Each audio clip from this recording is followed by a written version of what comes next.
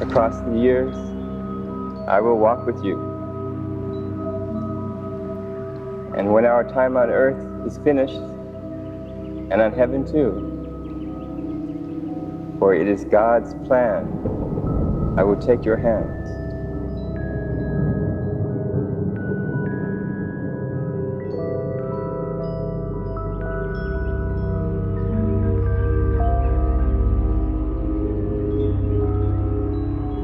I was just sitting down on the floor writing on the walls of my hospital room. I don't get it. Like, why this keeps happening? I don't understand.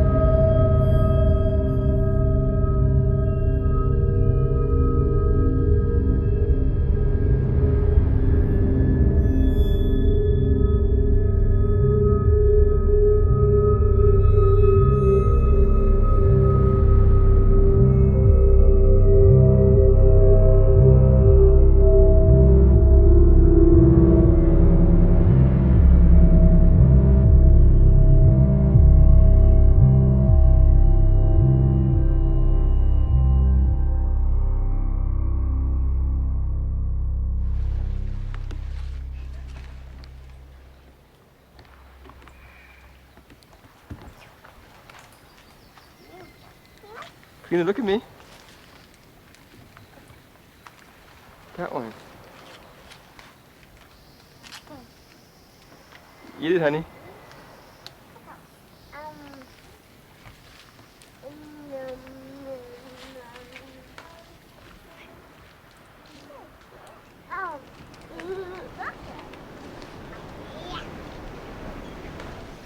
Kalina?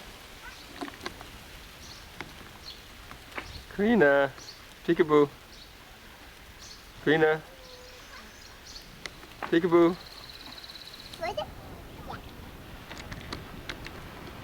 Yes, I will.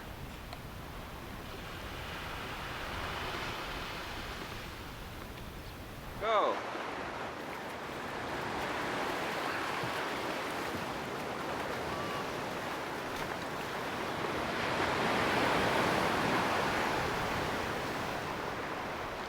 Okay, another race, you guys. Ready, set, go. Dad was larger than life. This larger than life utopia that you sort of were striving for. We just loved him so much, you know, and we just desired so much to be close to him, to know about him.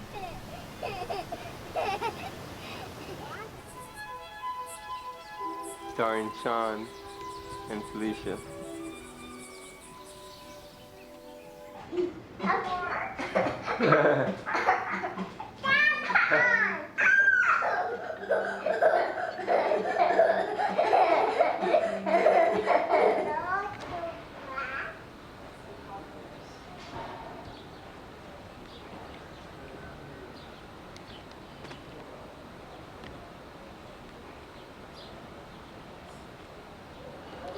Quickly, Kalina and Sean, together.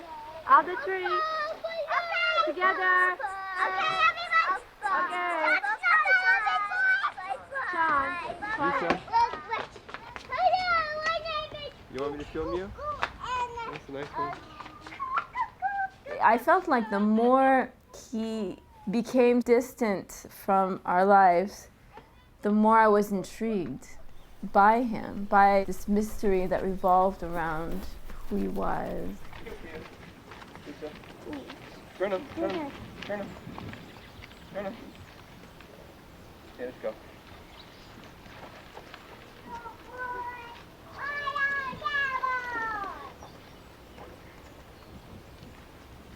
I heard people call him Sean, Daniel, George, Douglas.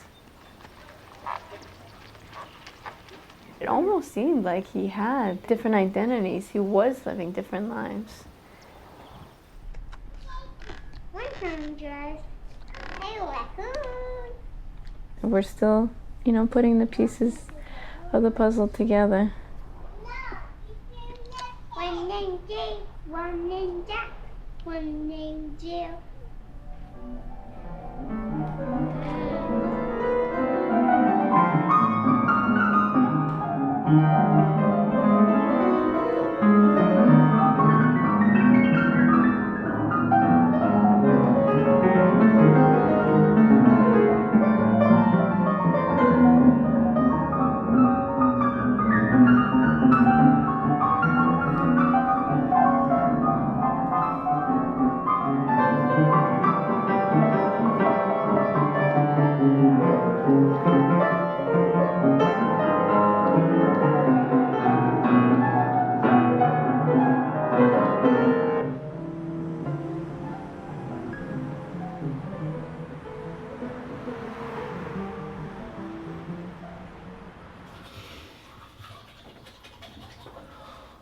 Okay, just calm down a bit.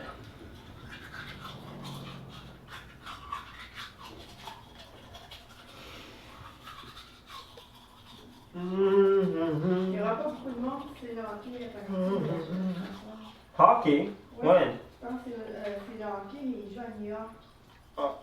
Canadians? Oui, When? l'après-midi. I'm gonna miss it. Against the Islanders? Yeah. Who's gonna win? Pour les Rangers de New York. Okay, Rangers. Who's gonna win? Kalina, who's gonna win?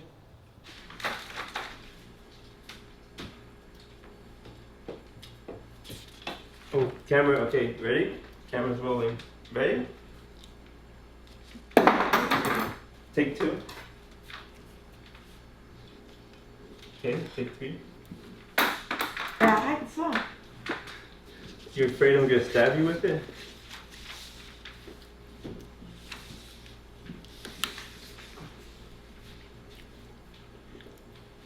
Okay, I'm gonna just eat my bread and shut up. Before I actually do something psychotic.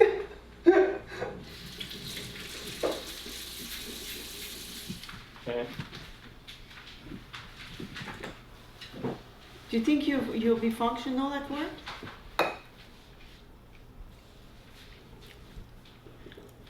Do they know about your condition? No, I haven't told. I haven't. I told 2 people, but they don't. They shut their mouths about these things.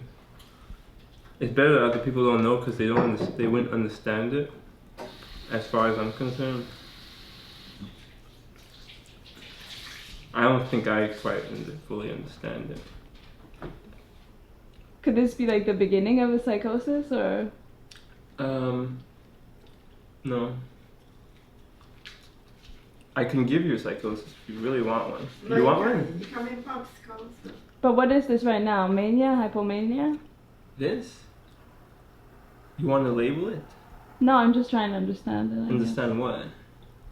Do you think Dad was this way?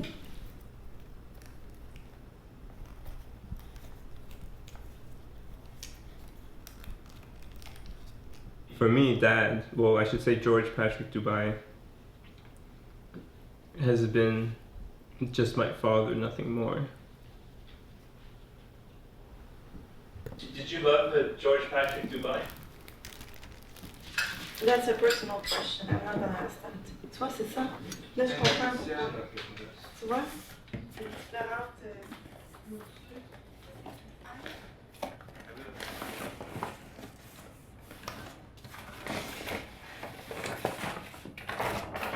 It's really not a big deal, but sometimes it seems like a big deal. What? Like how I manage my space, my living space. I just feel like I'm so, you know what I mean? I'm so influenced by the way Dad kind of, carried his clutter around.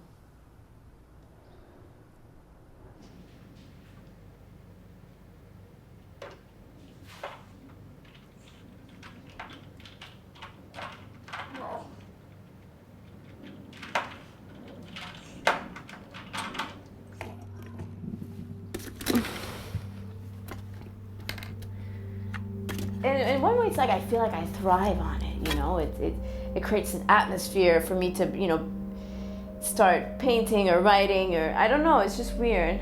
It's just really weird. But I feel really, really haunted by these ghosts.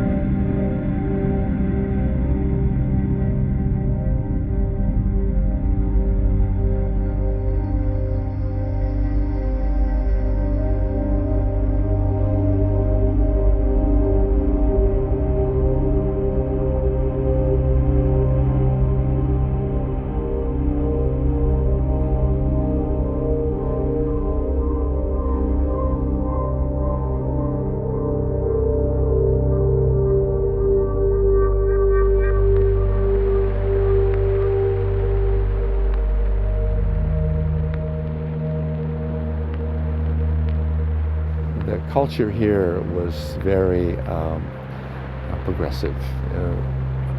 It was during the middle of the hippie era. There was a lot of communal living.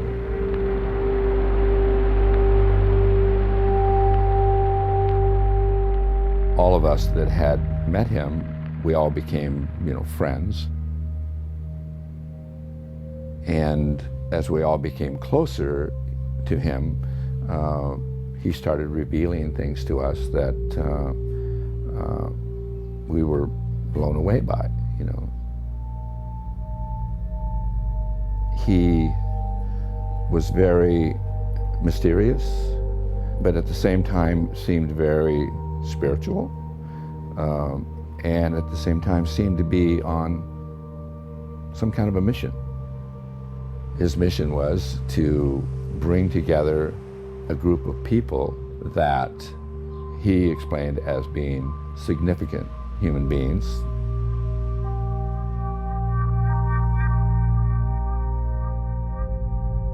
He told me that there was no coincidence that my last name was Moses.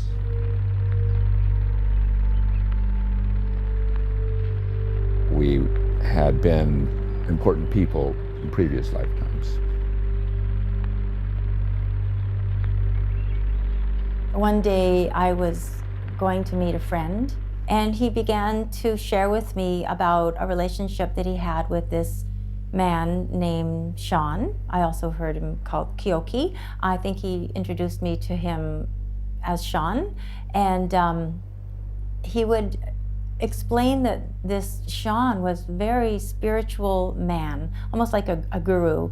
The way he talked about him made him sound really special, really high, and really just really beautiful, and that Sean had miraculously healed him. And when he said that, I looked up at Craig and I looked him in the eye and I said, "Is he Jesus?" And Craig looked at me and he just kind of nodded, yes.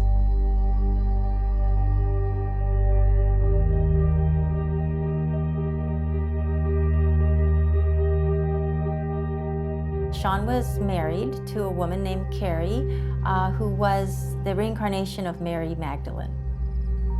And she had children by George, who were, or not George, but Sean at this point, born of Immaculate Conception. He was just kind of like a light, you know, he really was. He said, I'm building this temple. He called it a temple. He said, because I'm going to be helping a lot of sick people and helping many, many other people.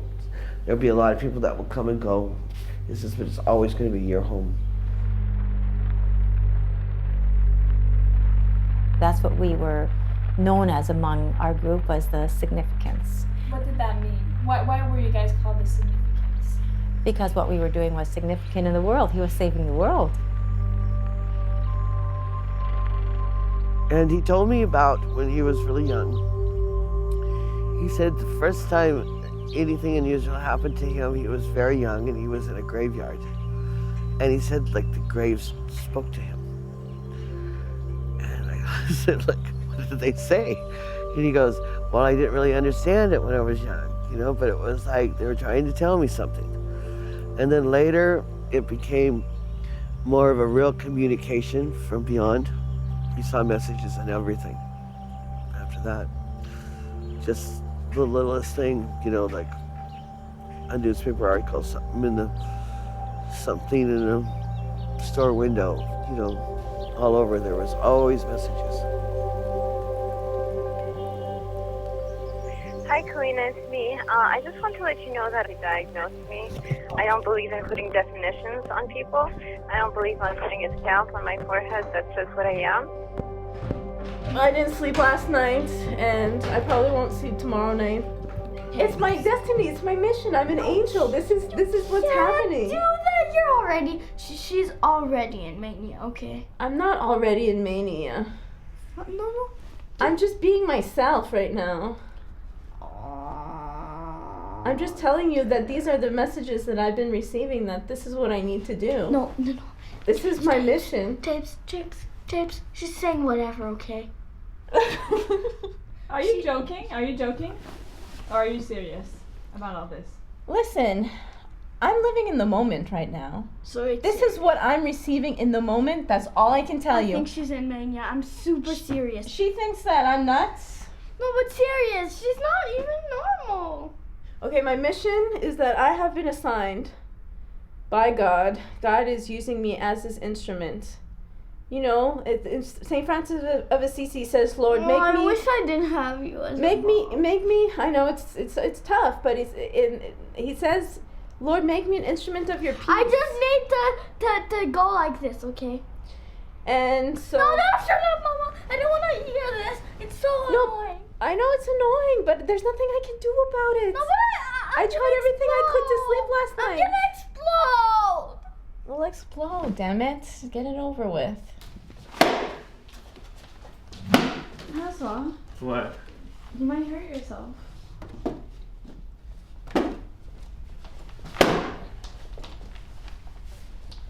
Why'd you do that? I like paint. Wasn't that your painting? I didn't like it. Any questions? I'm a bit concerned about you. Are you gonna be okay? I won't kill anyone. I'll take my meds. I'll smoke a little pot just to get by, not every day.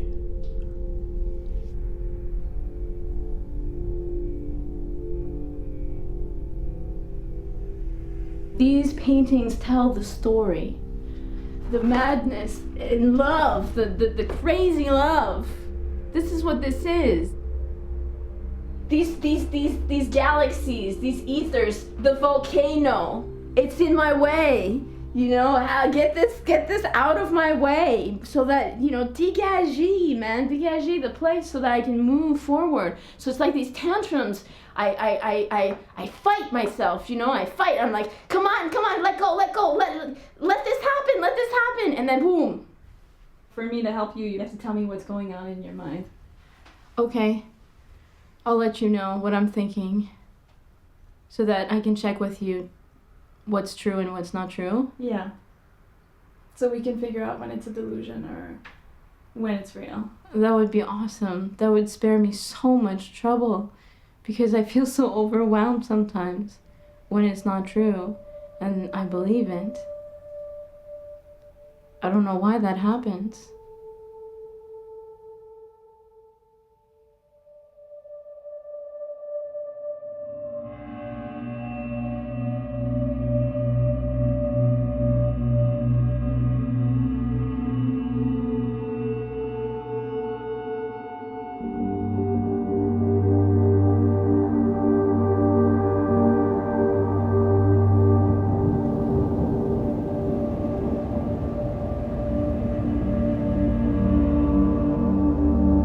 Your father, right?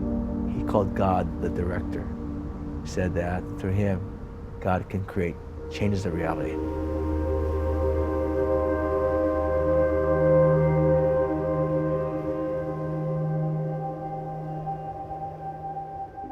My understanding was that Sean was going to be setting up what was called satellites. So this house or temple in principle was a satellite, and there were going to be various satellites around the world, the main one being in Australia, and it was going to be used to save people because Armageddon was coming.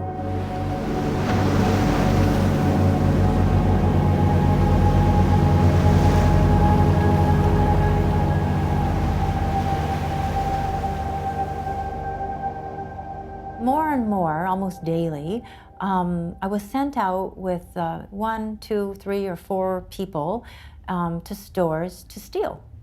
And we were told, though, that this was part of saving them. So even though they didn't know consciously, the people that we were stealing from were actually going to be blessed. Your dad was very, very good at convincing people to do things that they might ordinarily not do. He had that kind of a persuasive ability. How would he do that? How? It wasn't by the words he was using, you know. He had this intensity about him, you know. The tone of the voice. You know. He had me go out and look for girls that he said were for the disciples because they needed some, they needed some grounding. They needed somebody, they needed to have girlfriends. So I started doing that, and then realized later that they weren't for them, actually. They were for him, because he liked to go out and meet other women, and I know now, have affairs with them. I don't know how many he had, but that was his intent, was to go out, and he called them angels. So I was to go out and find angels. Me, I kind of was like shying away from him. He forced me to make love when I didn't want to. He shoved me down the stairs. He locked me in the bathroom. And he came in the shower with me and he just beat me up. I was on the floor with water running on me, crying and curled up in a ball and scared to death. And I just went, what am I going to do? I just kept saying, what am I going to do? I have my little baby there in the crib. Did he ever apologize? No, not really apologize, because he would always say, it's going to make you stronger, you don't understand it right now. He goes, but I've got to make you a warrior. What you're gonna experience someday, you're going to need all the strength you can have. We were having like a big fight. He was trying to keep the kids from me. And the police were called, the police came, and they said they'd deal with everything that was going on here. It was just a scene. It had gotten so out of hand and so diluted that the safest thing for him to do was to leave.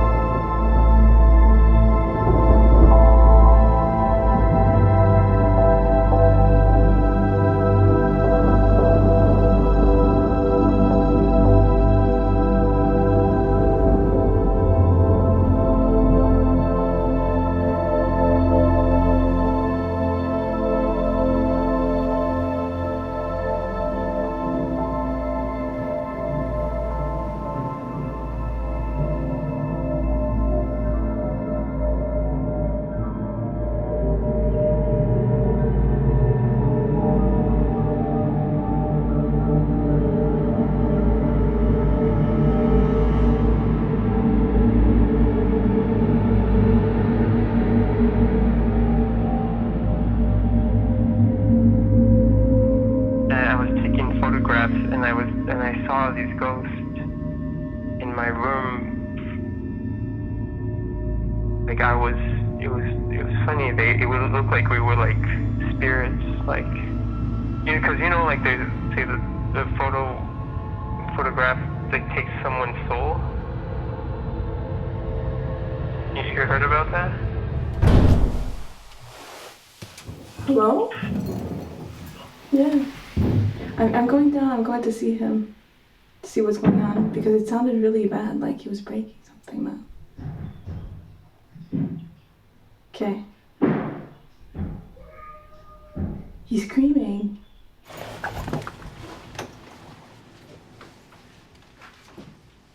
Hi.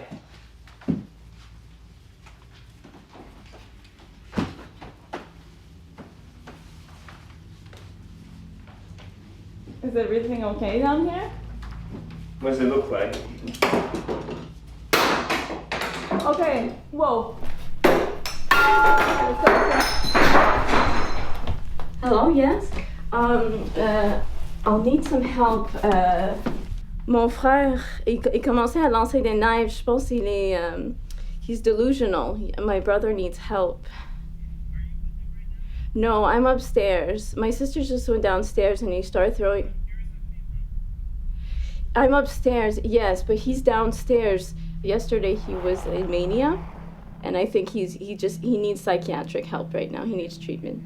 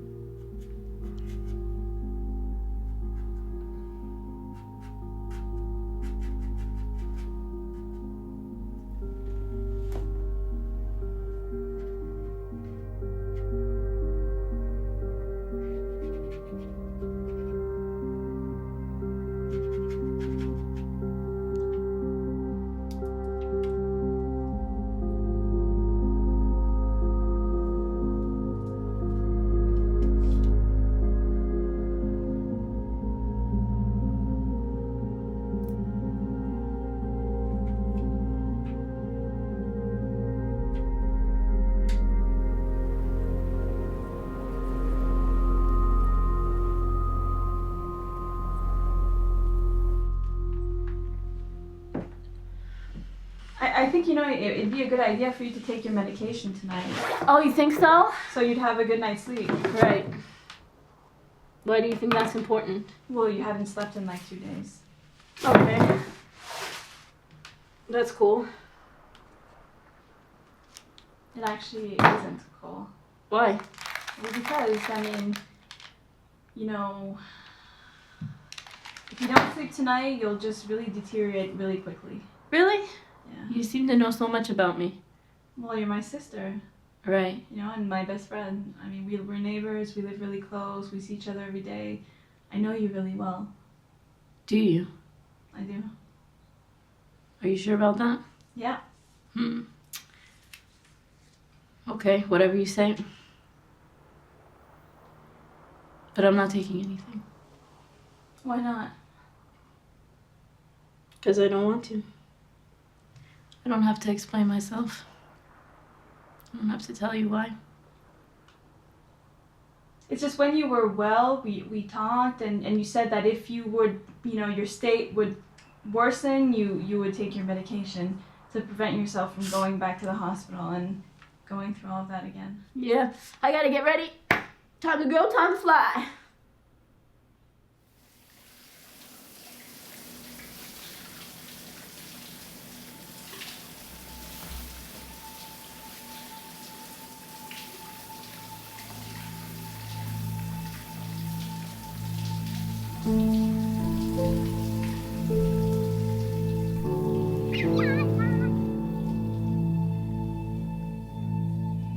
You want me to film you? Okay. Can I see yours, Kalina? Can I see yours? Yours is pretty. Show me, okay? Wait, stay there. Don't move. Can I see yours?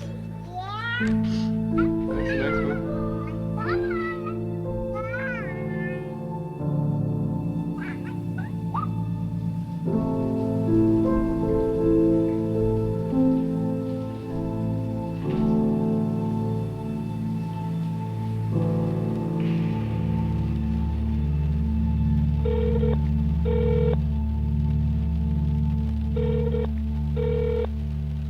Welcome to Douglas Mental Health University Institute.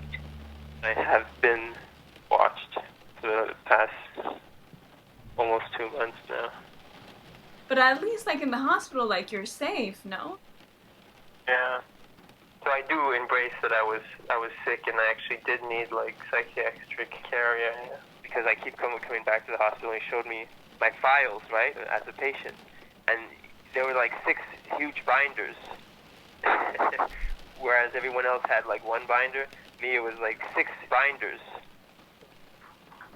But I did want to talk with you because your documentary is coming along nicely and it's nice to see actually something come out of all this madness.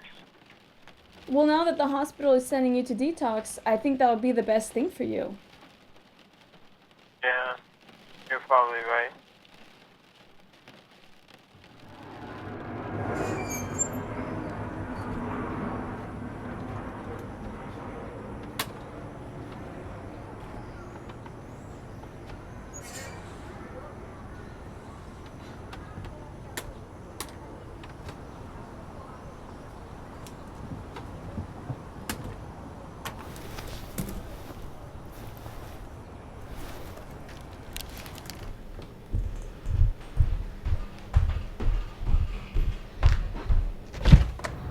How do I look? Hey, Francois! What are you doing here? Ahoy, matey! I thought you were going to detox. Maybe you can make sense of what happened. I don't know what happened. I'm still all confused.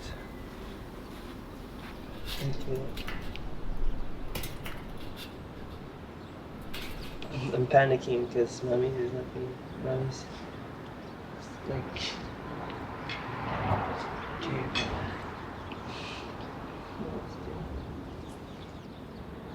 Okay, the fact that I'm here is okay. It's just mommy doesn't want me to use, so I'm not. But I'm on medication, so I okay. Okay. So I can make some kind of agreement with mommies. I could be I'll go to the counselor. I'll call me. Yeah, okay. So I'll call me. Là, je suis sur le lithium. Puis je vais rester sur le lithium, je vois que j'en ai besoin. On va reparler à l'hôpital des fois. L'hôpital? Excusez Renaud, elle m'a appelé, puis elle m'a donné rendez-vous demain à 3h. Pourquoi t'es pas resté? Là, I wasn't ashamed. C'est sûr que tu peux pas rester ici, ça c'est certain. On a déjà parlé de ça, mais si c'est moi qui te force à rester ici, c'est pas vrai? Well, I did say those things. Can you get that camera off of me? It's not a little game.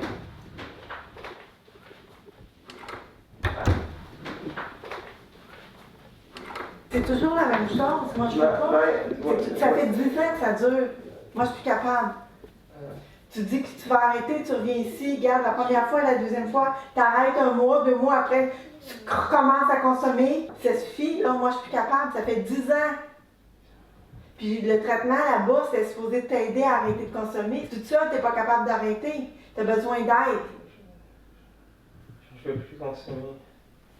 Là, tu dis ça, mais dans 1 mois, dans 2 mois, ça va revenir comme avant. I was scared to death. We had to call the police on you. Yeah, they arrested me. I think... They did not arrest you. They went to catch you so you wouldn't hurt yourself. I feel, and we all feel like you'll be better off on your own if you start living your own life. And I mean, I'd like to be a member of the family. You will always be a member of the family, but you cannot live here because it's not helping you. When you live here, you always go back to the drugs, and I cannot live like that. I just can't, and we can't. Nobody else. Because Jeremy has suffered too. I mean, he choked to death seeing you suffering, and me too. I almost die. I'm sick of it. I don't want to see that. And you got to have your own place. I'm sick of it too. I don't want to control your life, but you cannot live in my house no more. You have to have your own place.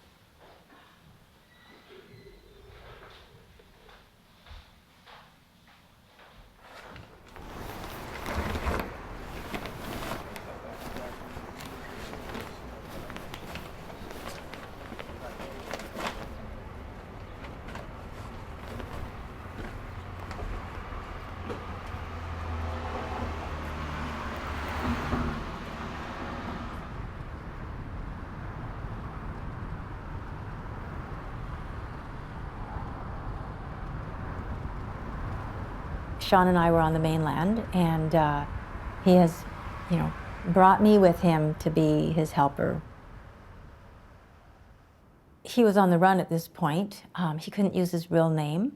I couldn't use my real name, and that's when fake names started being used.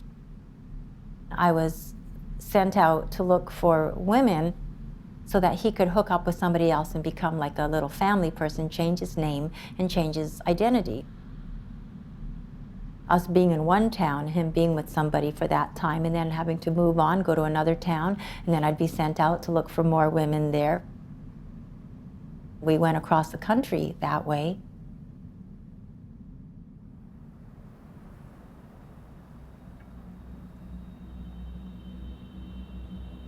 I would make him look like every woman's dream, and women that were vulnerable would fall for it.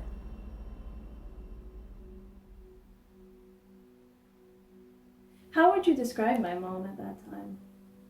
She was just, part of his plan. He had gotten a property to make a little hideaway retreat over in the Caribbean.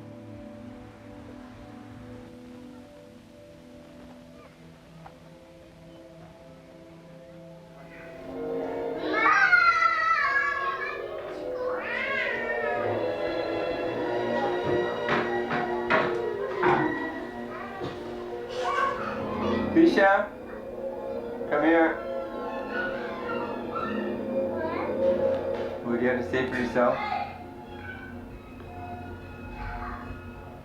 I don't know. Come on, talk to me. Nothing. Risha.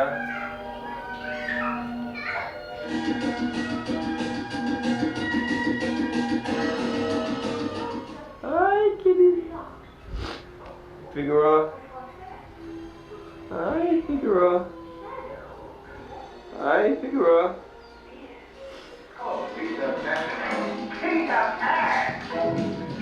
Peanut. Hi. Hi. Hi, Kalina. Hi. Hi. Shiny boy. Shiny boy. Fisha.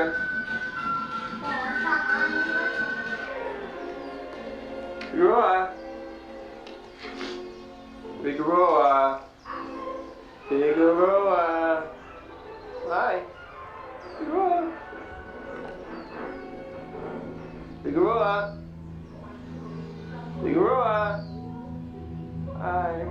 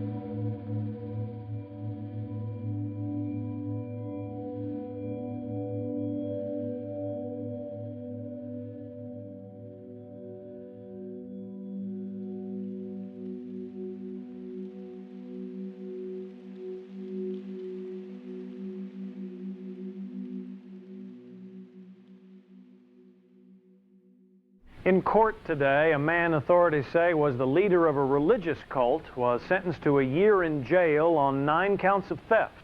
Prosecutors say defendant George Doobie ordered his disciples to steal hundreds of thousands of dollars worth of goods. George Sean Doobie pleaded no contest to 9 theft charges. Authorities say he was the head of a religious cult called Significance. In 1982, the cult allegedly operated a theft ring, bilking thousands of dollars from local businesses. I take responsibility for my mistake, and I am truly sorry. Okay. All my months in prison helped me, made me a humble man.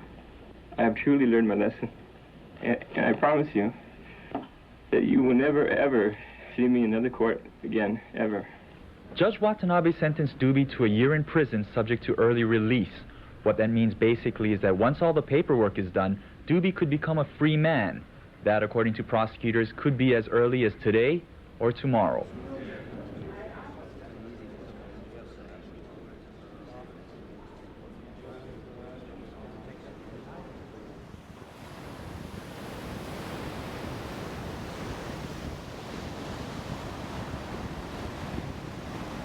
When he was in jail, you know, he had a psychological evaluation then, and he, at that point, he was diagnosed with bipolar disorder, and that he had to take a medication for it, a lithium, and that he was going to do that for a while, but he was going to find some health alternative way of dealing with that. I felt when he was telling me about it, you know, some sense of release, a relief that there's some explanation for this, other than, you know, I'm really crazy and I don't know what to do about it type of thing, you know, that it could be biologically based, you know, obviously some experience based, but that was also something that my father was, when they talked about post-traumatic stress disorder that he had, they also said he was manic depressive.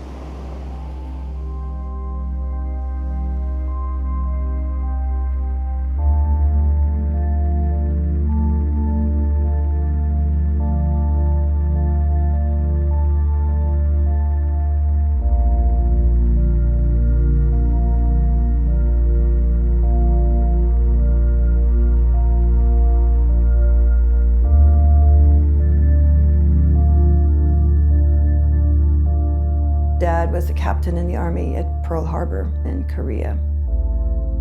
He was caught and he was a prisoner of war, tortured. He came back from Korea and the alcoholism got worse. It was all a secret.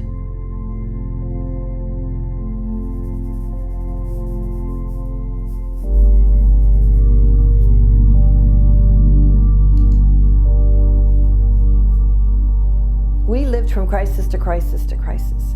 We got used to that adrenaline rush. We didn't know it at the time that it was but it's an adrenaline rush. You're scared and you're threatened and you know you have to figure out, it's fight or flight, right? I'm just remembering, I think there were a couple times when my dad struck my mother and my brother fought back. And that enraged my dad further. But it was difficult because when he was sober, he was the kindest, gentlest man I've ever known.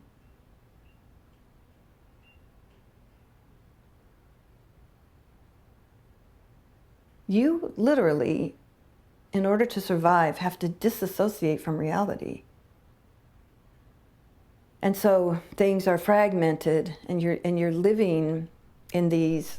You begin to sort of have a role that you live here and a role that you live there, and it's real, but it's not real. I think we were all sort of in some kind of fantasy world, for sure.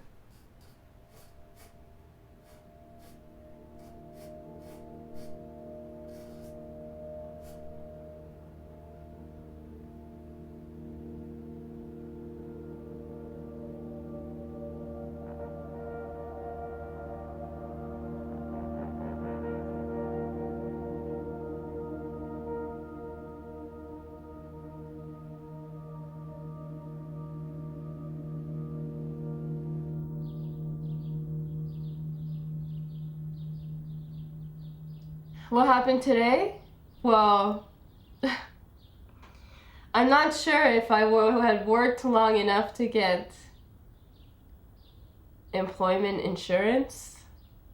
So I went to the welfare office because I have about $1,700 in my account, and I have a daughter who I'm supposed to be supporting on my own.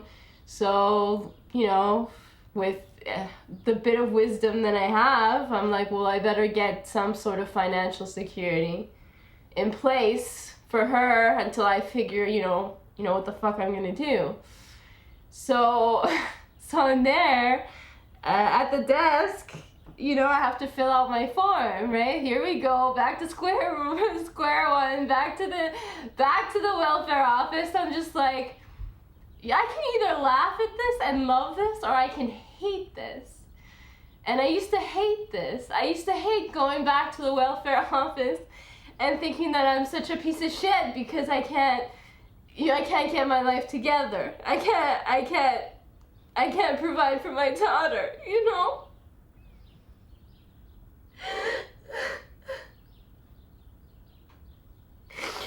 And this time I was going there and I was just like, I don't care. I don't care if this is happening again. I don't care. And I'm there and I'm filling out the form and I filled out, my last job was at the chocolaterie. I was there from mid-September till about February. And so they asked me what happened. So they asked me on the form what happened. And so I write that, well, I had a problem of health. I had a health problem. And they want to know what kind. And so I write bipolar disorder. And I'm like there, and I'm like, well, that's what happened. Like, black and white. Like, and I'm just like, well, I can't keep running from this. I can't keep hiding from this. I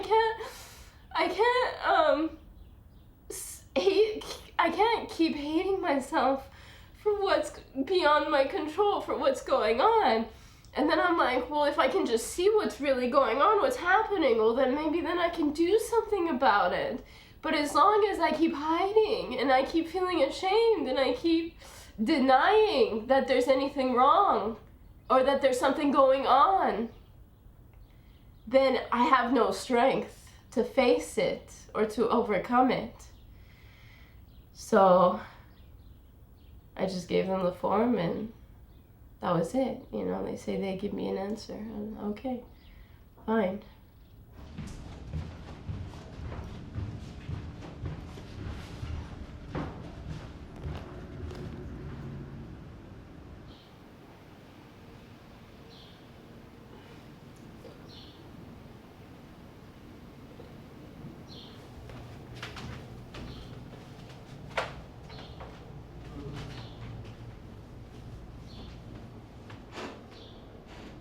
What led to this?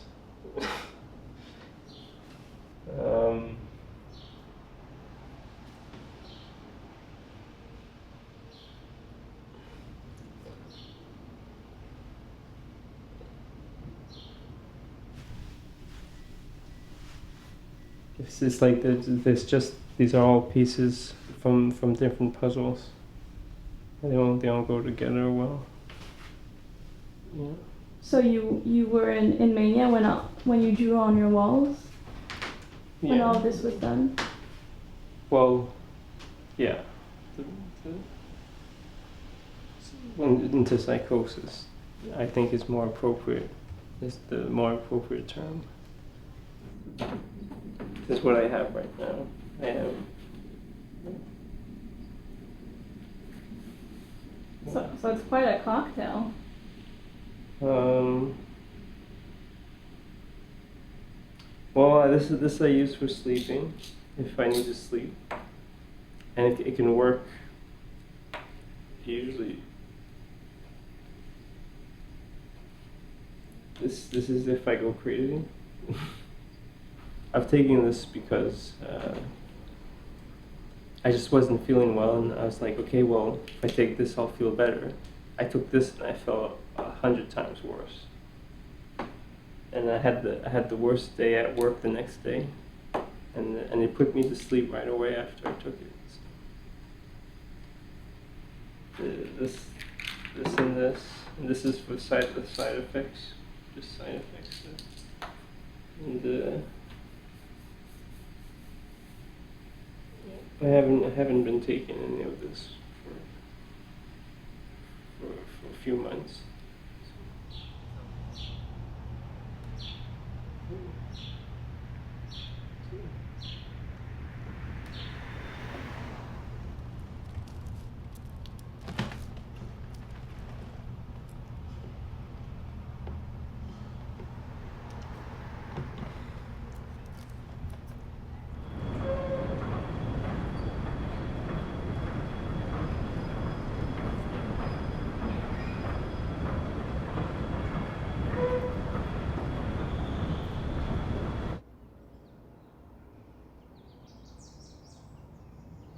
You know, I'm wondering, how much did you know about Dad and his, you know, his comportement, his bipolar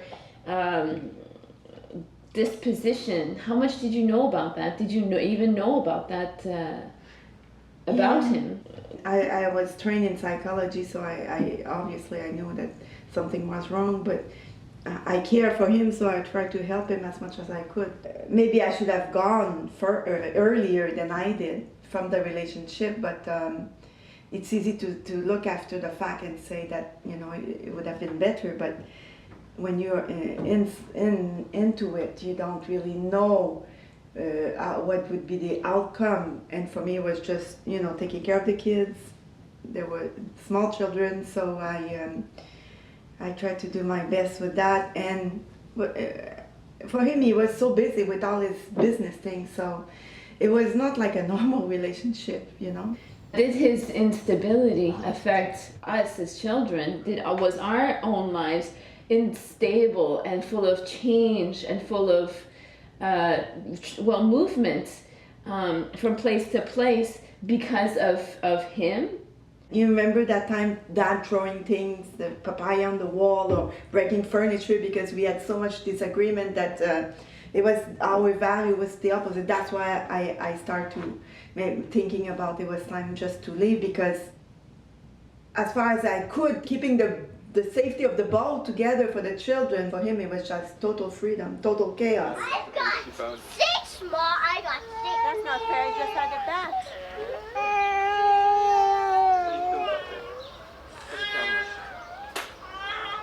Hey, that's right on the lens, man. You shit, man. Not funny, man. I don't care. Fucking not funny. You start to hit me. I don't give a shit.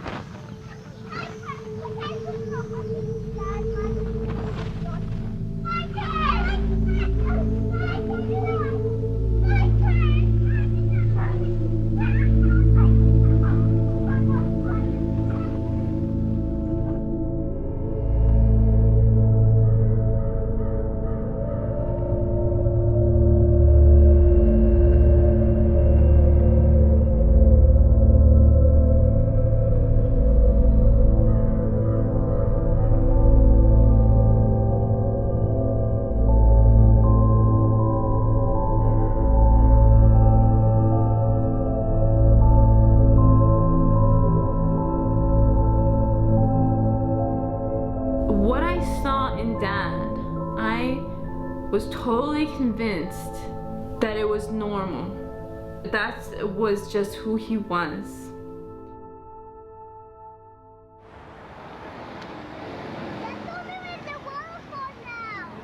I wanted to go back to live with Dad, and Mommy's was trying to talk me out of it.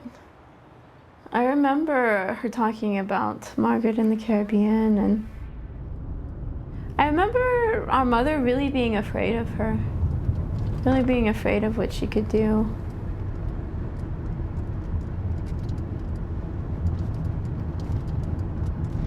So at one point in Hawaii, like way back, when all of this was really fresh and the cult was very active, and I was on Oahu and George was on Kauai, and there had been some upheaval with situations, and we had a phone conversation, and he asked me over the phone to make an oath with him to follow him, trust in him for, my life until death do us part, basically. I don't recall the exact words, but I know the word until death, and even to the death kind of thing.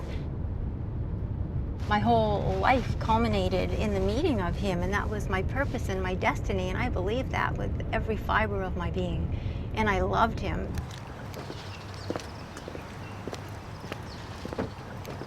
And so at this point you have how many children together when you guys are living here in this house?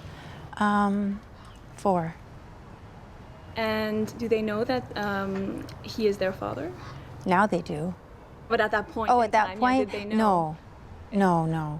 No, it wasn't until quite a bit later when they were allowed to know, because they weren't allowed to know. Okay. Yeah. Why weren't they allowed to know? I don't know. I don't know. He was involved with other people, and he didn't want them to know that he had anything to do with me that way. Jamil, how was life on the ferry?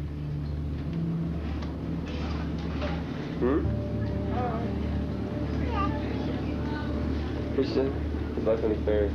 Fun. Angie, how's life on the ferry? I know, popcorn. Boring.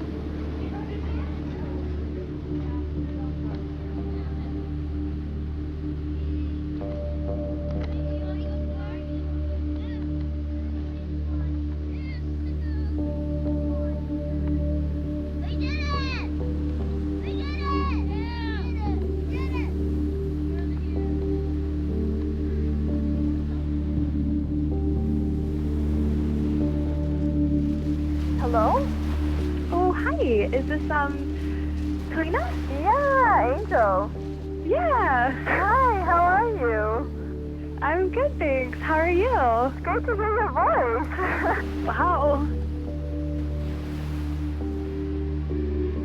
I had that sense of, wanting to know who my parents were. And then I chose to get out of that whole situation and realized that was certainly not the path I wanted to live. And I didn't want to end up like my parents.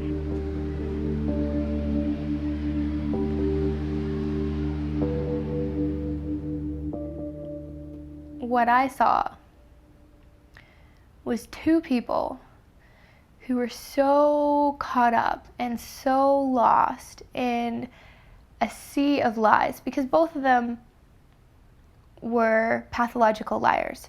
So everything my mom said was a lie. A lot of times she did act very similar to him in regards to just insane highs and lows. Like I said, that, you know, one day being totally calm and within like an hour screaming and yelling and totally freaking out and doing a complete verse like 180. I think it was my mom who came to me and said, you know, your dad wants you to come and live with him. So I took the opportunity because I wanted to know who he was and I wanted a relationship with him. My dad consists to tell me that I'm extremely arrogant and I'm extremely prideful and I need to be humbled. So the only way to humble me is to shave my head. And I have to go through this in order to go through this, you know, cleansing process to make me a humble and good person. So the first time, and I didn't want to do it, and I was like, no, I don't want to, and the first time, they basically talked me into it. So my mom was the one who literally shaved my head. And they had me go to the hospital and they put makeup on me so I looked like really, really sick. And then they made me tell everyone that I had leukemia. I didn't have leukemia. Yeah, they didn't acknowledge that it was abuse. They didn't acknowledge that this was wrong. Well, then when my hair grew back, then he told me that, you know, we were going to tell everyone and to tell people that it was Herbalife products that healed me and that now I was healthy and now I was healed, so we were going to get a bunch of money.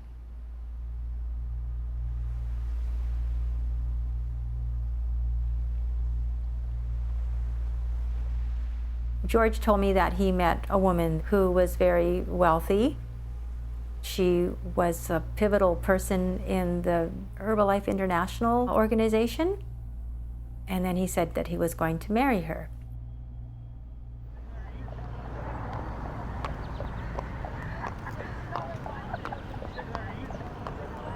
This is the place where George proposed to Jerry.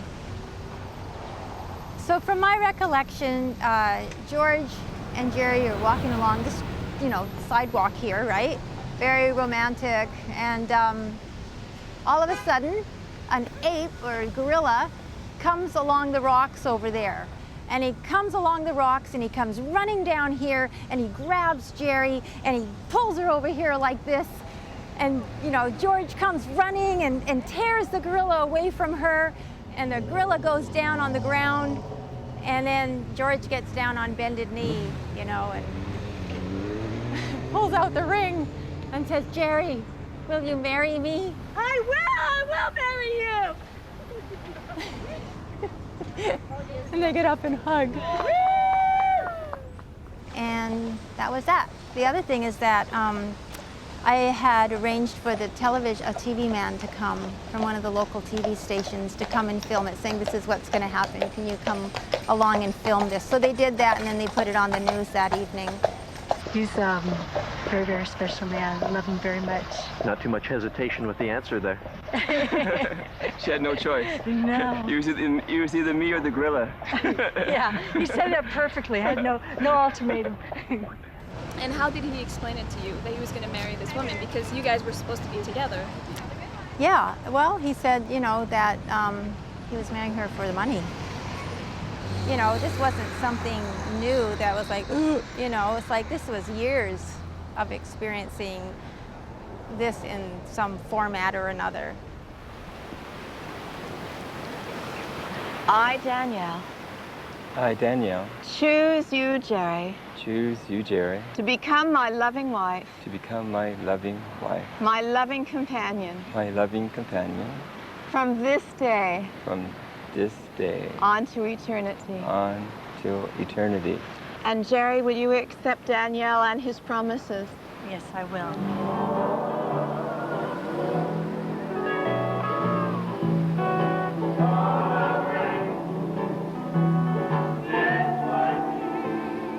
took the plane to Hawaii, and I was with him at his home with, you know, his wife at the time, which was Jerry.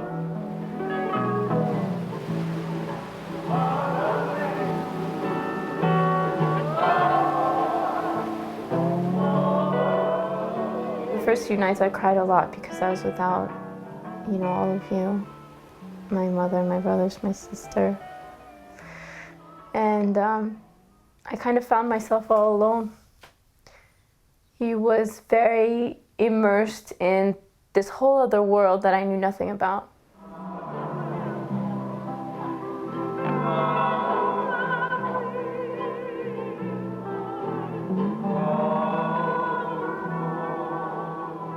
I was 12, and I was just kind of left to my own, on my own, and I was thinking, this is not what I'd come here for. I come here to be with my father.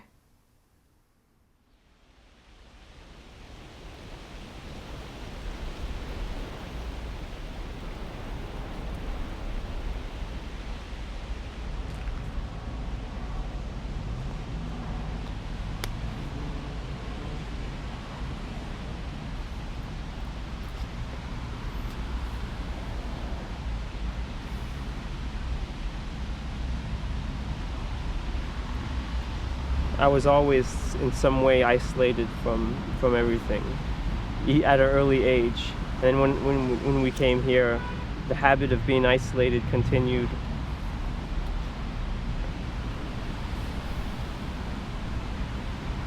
I remember at adolescence that there was something terribly wrong with me, that I knew there was something, but you kind of like just forget about it. And then when I was an adult, and then I got the psychotic episode, well then it was clear to me that there was kind of an explanation to a lot of things about me. Well, it's funny because if you're taking drugs, you're kind of searching for a state of psychosis. So it's like I'm constantly searching to be in psychosis in a way.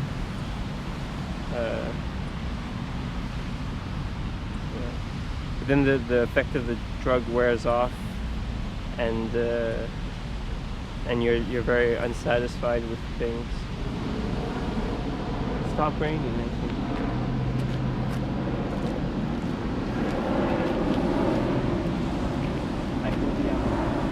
You can be pretty ill and not be hospitalized. Do you think that's what happened with our father? But for me, he never seemed like it seemed as if it wasn't something that preoccupied him. More that he was who he was, and the whole whatever, I don't know. Yeah, but it's funny when I look at myself now. I see. I envy him in a way, because he didn't. It's like he didn't have to see himself as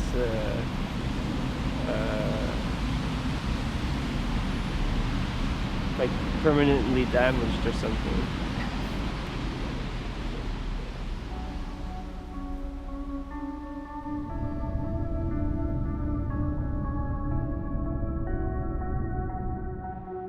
From the very beginning of my manic episode, I felt like I began to understand him in a way that I never understood him before.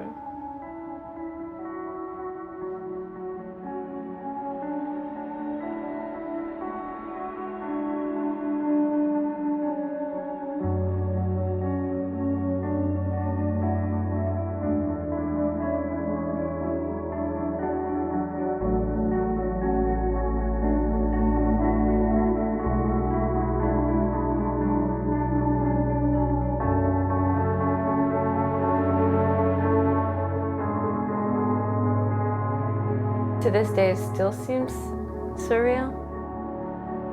His death, how it happened. Because it was never explained to us.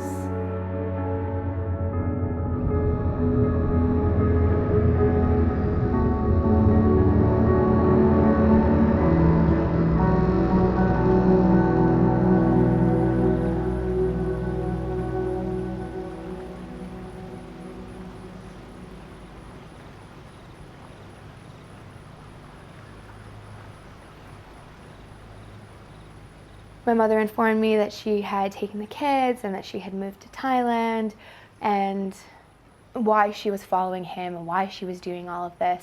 The way she had always told it was that there was this promise that one day they were going to get to be together.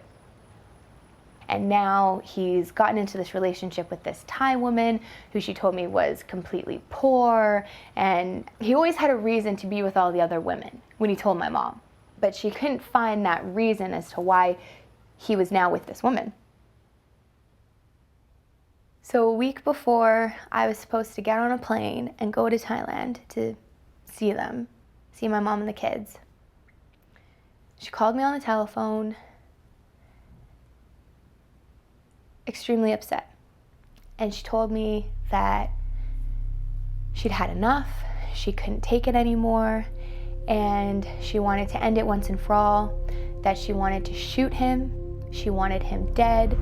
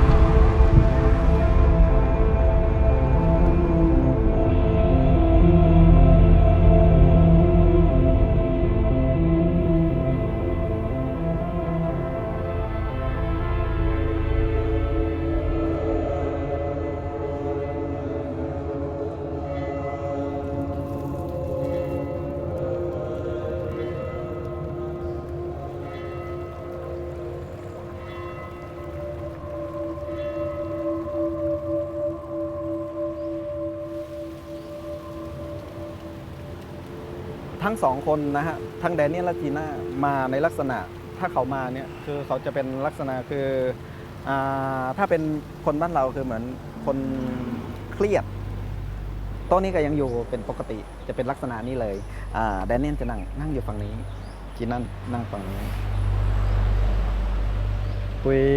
คุยกันไปเรื่อยๆในลักษณะบางครั้งก็มีแรงมากเหมือนกับทะเลาะกันต่อรองเรื่องเงินเรื่องอะไร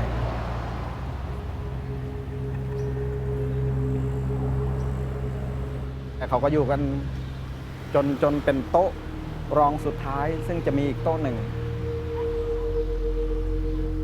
ได้ยินเสียงตรงนี้เราก็มาชะโงกดูมันก็ไม่เห็นแล้วก็ได้ยินมีคนวิ่งก็มาอยู่ตรงนี้มองออกไปช่วงนี้ได้ยินเสียงละปังตอนนั้นมืดละผมมาปุ๊บจีน่าวิ่งมาพอดีรถเขาจะจอดอยู่ตรงประมาณแถวนี้นะก็เห็นเขาซุดอยู่ตรงมันจะมีรถยนต์อยู่คันหนึ่งจอดอยู่ตรงนั้นแล้วเขาก็ซุดอยู่ตรงหน้าเยื้องเฉียงก็คือเกือบจะกลางฟุตบาท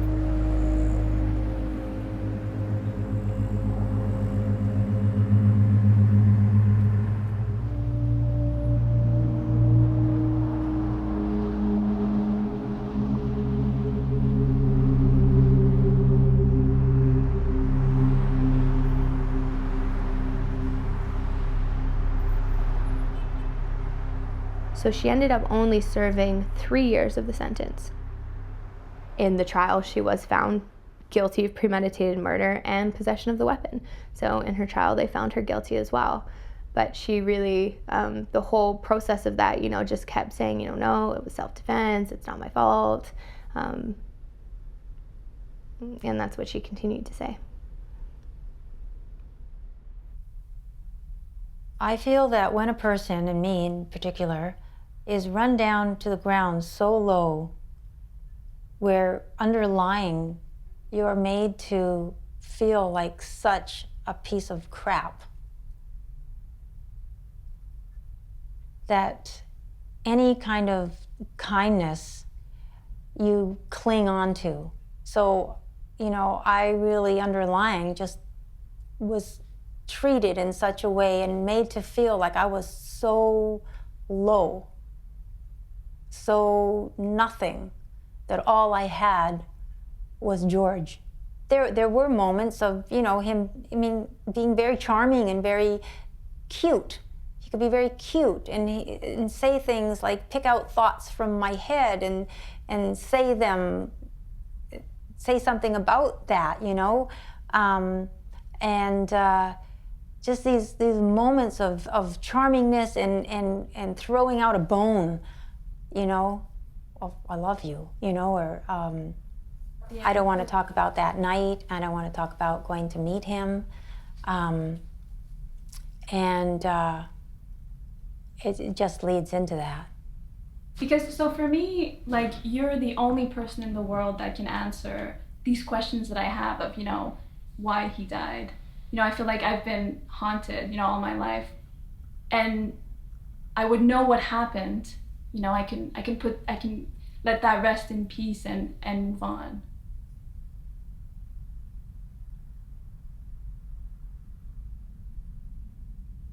Once it started really snowballing, it went very, very fast, Kalina. Very fast. There was no time to think or plan. I mean, my brain was just, I couldn't, I just couldn't work it out. And I didn't see it coming. And maybe he did, I don't know. Why would he say, shoot me? I mean, even that doesn't make sense, you know? Well, I mean, if you had a gun in your hand and...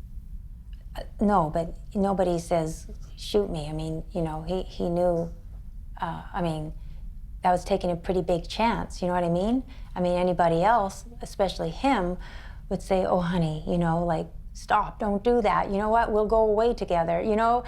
Whatever how we normally operated, right? And maybe he wouldn't be dead now if he'd done that. Maybe that would have, you know, I don't know, but, you know, why did he out and out say, you know, did he really choose? I don't know. I don't know.